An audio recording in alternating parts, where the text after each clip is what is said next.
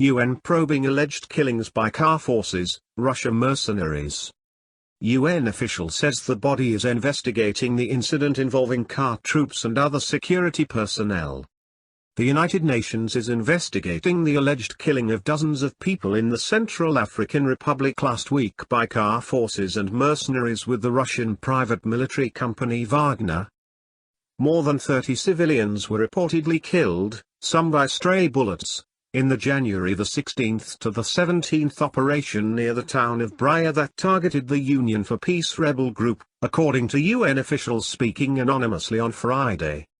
UN spokesman Stefan Dujarric said the UN mission known as MINUSCA in the country received reports of the incident involving car troops and other security personnel. "We are currently confirming the number of casualties and displacement," Dujarric said.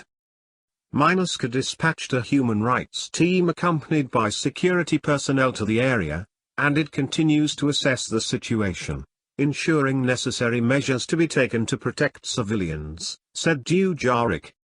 A military source in the country suggested the fighting could still be ongoing.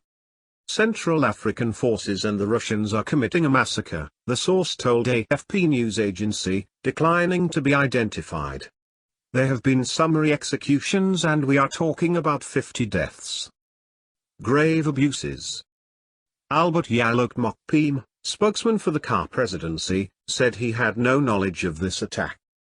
But in mid-2021, UN experts deployed to Car expressed concerns over reports of grave human rights abuses by Russian mercenaries who are contracted to support government forces.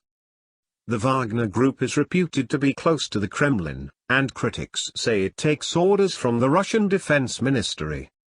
Russia, however, rejected criticism and said at the time Wagner used only instructors for the car military. Moscow has said it has 1,135 unarmed trainers in the country.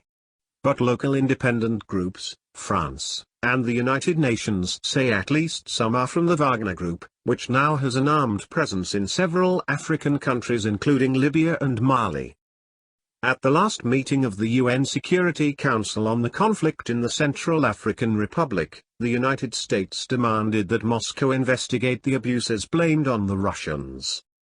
The UN experts group, with about a dozen people sent to monitor an arms embargo on the war-torn country, has not been functioning since August 31.